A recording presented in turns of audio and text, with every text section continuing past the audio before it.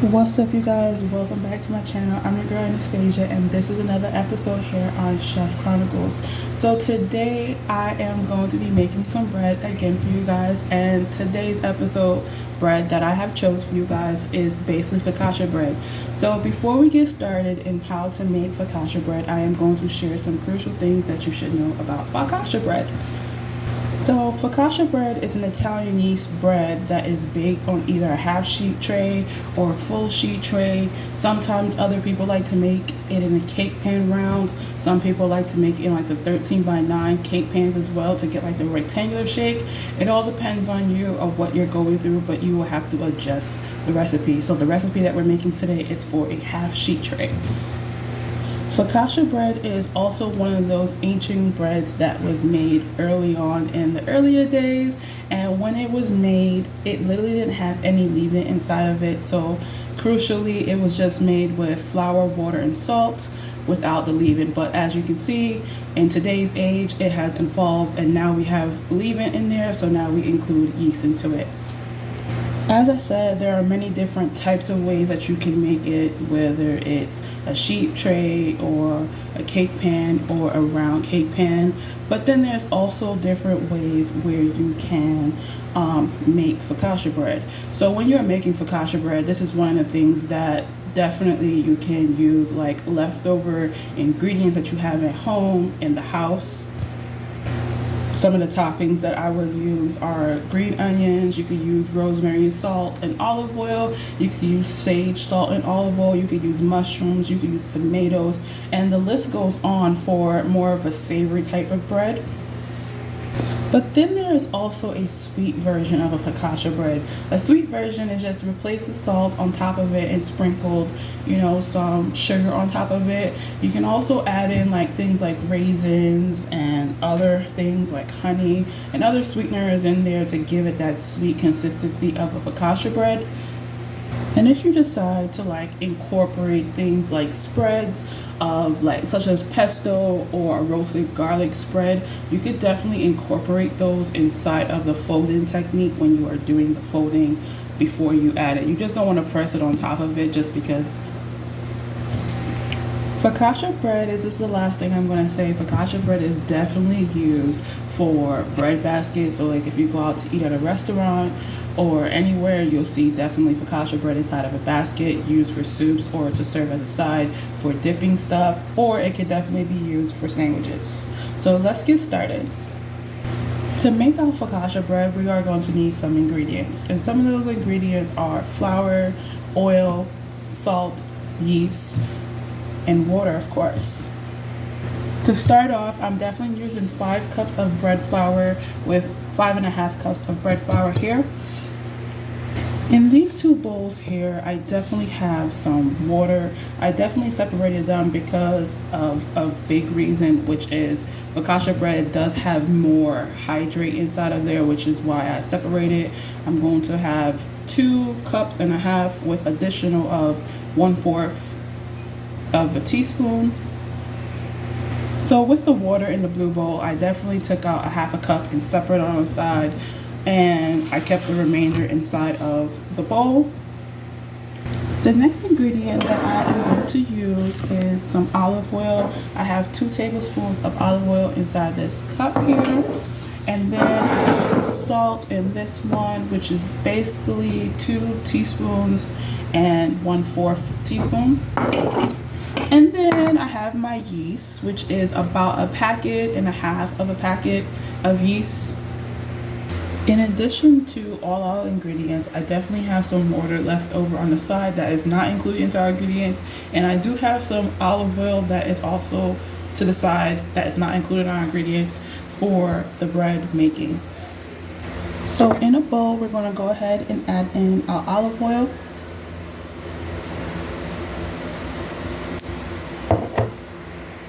Next, we're going to go ahead and add in our flour.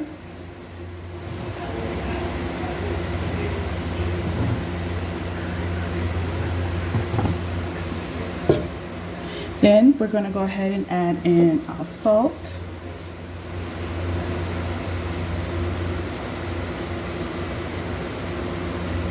After our salt, we're going to go ahead and add in our yeast.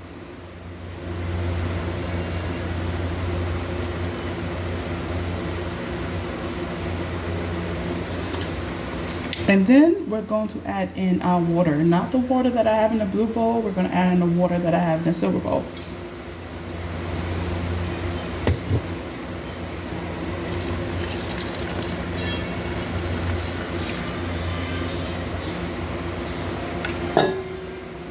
Once those things are added, you could definitely use a standard mix for this. And if you don't have one, you definitely want to use your hands.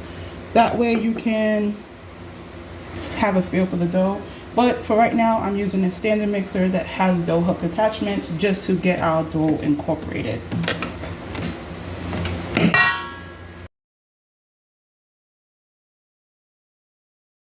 So this is what our dough looks like with just that first set of water, oil, salt, and yeast with flour.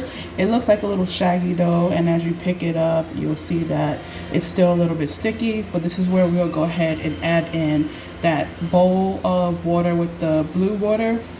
Well, the blue bowl with the water. We're going to go ahead and add that into 3 segments just so that way we can get all of this flour on the sides of the bowl and help it come more together. So my first segment.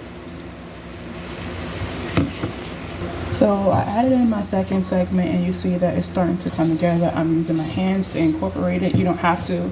You can just use your standard mixer. I just like to do this way as well sometimes, so I can actually feel what the dough feels like. And if you are using your standard mixer after your first segment, you definitely use like a spatula to scrape around the sides of the bowls to help all that flour that's around to come together into the dough. So keep doing that until your third segment is done and you have this wet, sticky dough.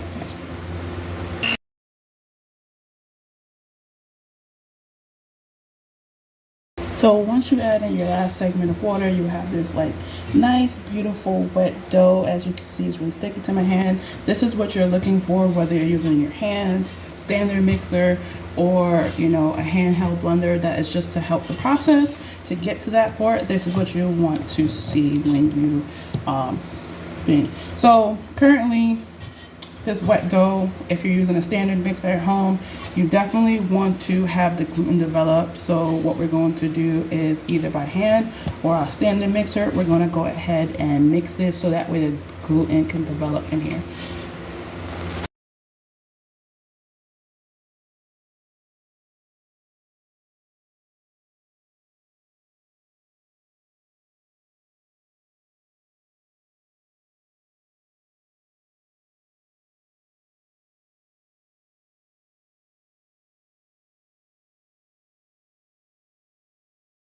And developing the gluten about 3 to 4 minutes.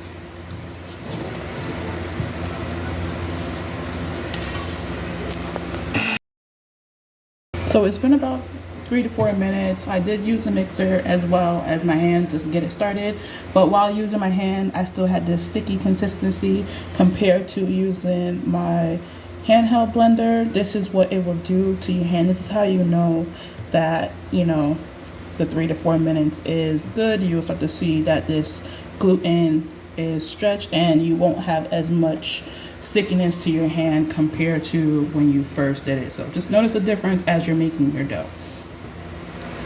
So now that you definitely developed the gluten inside of your bowl, you're going to go ahead and take another clean bowl and lightly oil it with some olive oil. When I mean lightly, just a little bit.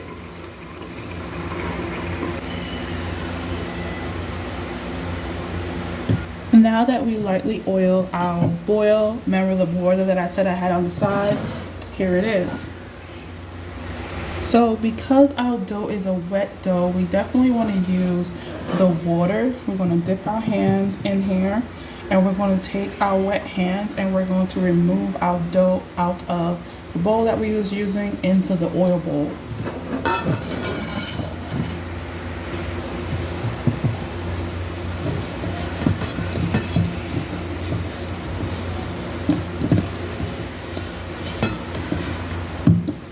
Here we are just playing with the elements. And if your hand starts getting sticky again, just go ahead and dip it inside of it and just gently remove it out of the bowl.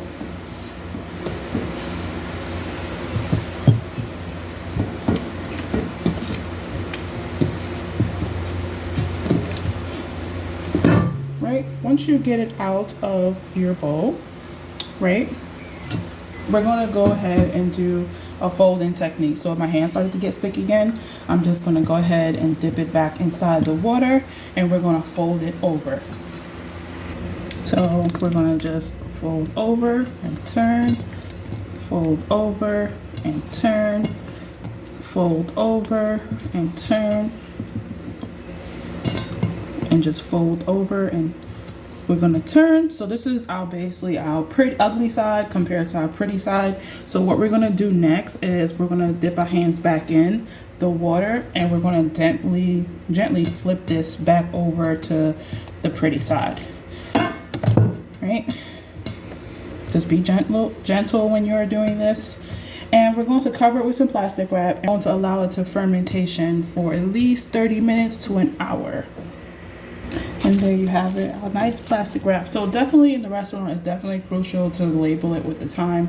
But if you're at home, just set a timer from the time that you cover with plastic wrap and just go. The reason why I say to leave a time on it, because just in case like your shift is about to end and you have to ferment the dough and all that kind of stuff, and somebody else is coming in to take your place, and you set a time on it, that indicates to let the person knows that you started this dough at this time and the fermentation process is almost done, or by the time they clock in and get ready to go into work, literally all they got to do is continue the process. Okay, so it's been about 35 minutes of bulk fermentation, so we're going to go ahead and do our next stretch and fold. So go ahead and wet your hands, remove your plastic wrap, and have it set to the side because you can use that as well. So once your hands is wet, you're going to take it and you're going to stretch it inside the bowl. So pull it up. As you can see, our gluten is starting to develop here, and we're going to fold over, rotating it again, stretch and fold over. That's 2. We're going to stretch again, and we're going to fold it over. And for the last one, we're going to stretch and fold over. So we went from a circle to a square. So re-wetting your hands, making sure it's not sticky into your hands. We're going to go ahead and gently, again, flip this over to keep the pretty side down, and to make it look more presentation wise, we're just going to tuck under. Just the same technique that we did for the first time, we're just doing it again.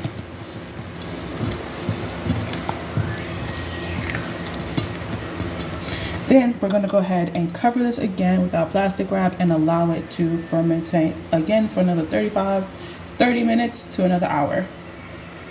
So for the last few minutes of your fermentation, you definitely want to go get your half sheet tray, and you are going to lightly cover it with some oil as well.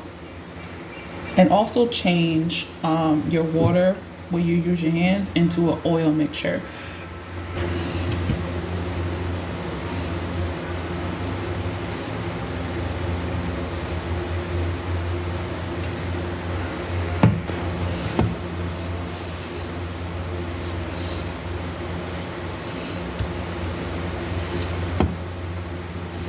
And just spread it around generously to all the corners.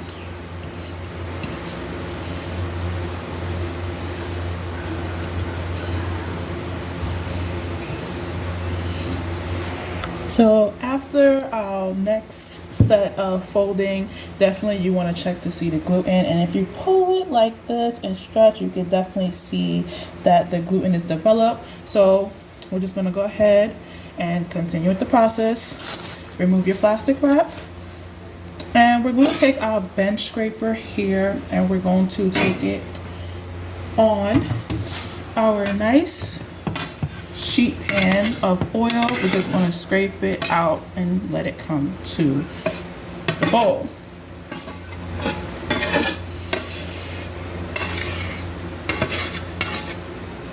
Okay. So this is what our dough looks like after it has been stretched and folded and fermentation for 2 times, right? after you take it out the bowl, you definitely want to press down and degas it. You know, normally we'll degas it inside the bowl, but focaccia bread, you want to take it out and degas it into the sheet pan with that slightly oiled. So just go ahead and degas that, and it should be good to go on to the next stage. So now that we have degassed our thing, definitely keep your hands and lightly oil it every time when you're touching this dough. After it's fully degassed, you want to go ahead and do the last final folding method before you go ahead and bake this off. So we're going to do it like a letter. So we're going to take one end, stretch and fold over, and then we're going to take our hands once we stretch it, or you can turn it lengthways, right? And then we're going to do the same thing. We're going to make sure we press in our seams when we put in the first fold, and then we're going to do the same thing. Grab it and go ahead and pick it up and fold it. So definitely fold it from the top to the bottom, and then fold it, you know, left to right or right to left, whichever you want. Once that you do it, you're basically creating like a letter fold. Definitely after you create that fold, you're going to go ahead and oil your hands. Your hand should be oily enough, and you're going to take the seam side down and you're going to flip it over, right? Once you finish that process, we're going to go ahead and wrap this up in some plastic wrap and let it rest again for at least 20 to 30 minutes, depending on your room temperature. I gave you guys like an estimate of time all the way up to an hour. So let it go ahead and proof. Okay, so it's been that 30-minute mark again. So what we're going to do is take off our plastic wrap, set that to the side, right? We're going to go ahead and oil back our hands just to make sure that they are not sticking to our dough, right? And we're going to basically stretch out this dough till it reaches the corners. You don't have to. If it doesn't go all the way, it's okay. Just go as you please. So we're just going to stretch.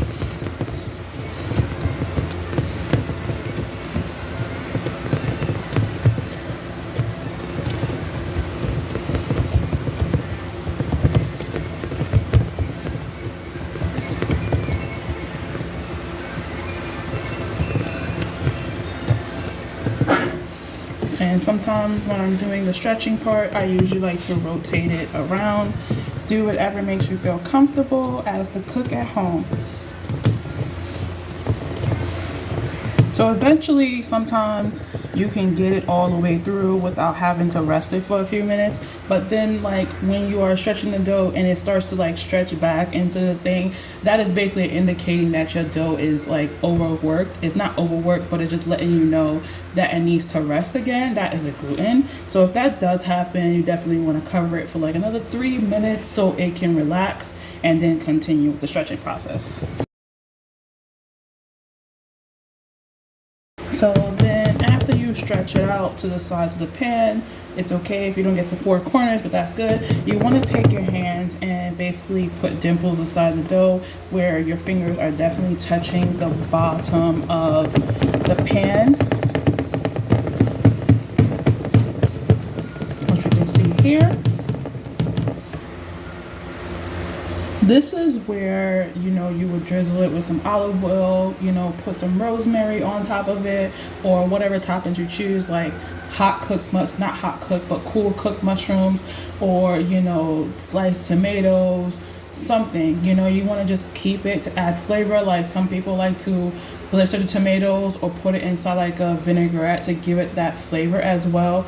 But the last process of us doing the folding part, if you wanted to put like a spread of basil or pesto or roasted garlic or any other spreads inside there, you definitely would do it in that, and then complete the letter folding process and then let it rest and then bake it off. So I'm keeping it basic because of a reason, but if you want to put any toppings on here, you just will go ahead and we're going to drizzle our bread with some olive oil.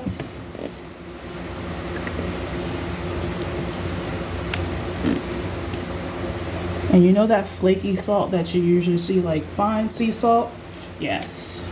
So you would just go ahead and do that on top.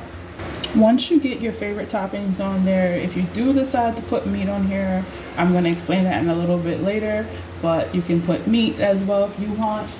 But after that process of you putting your favorite toppings, you're going to go ahead and cover it again and let it proof for another 30 to an hour minutes, depending on you. I'm just going for 30 minutes.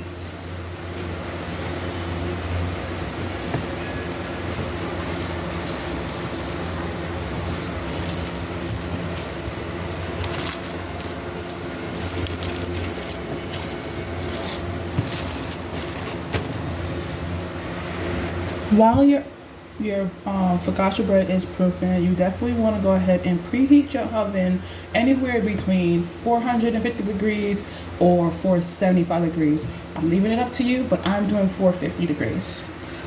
Okay, so now that it's been the approximately 30 last minutes, we're definitely going to go ahead and bake it off anywhere between 20 minutes to 30 minutes. It depends on the temperature that you're using, and it also depends on your oven in your house. So remove the plastic wrap, and you see that our beautiful dough has proofed.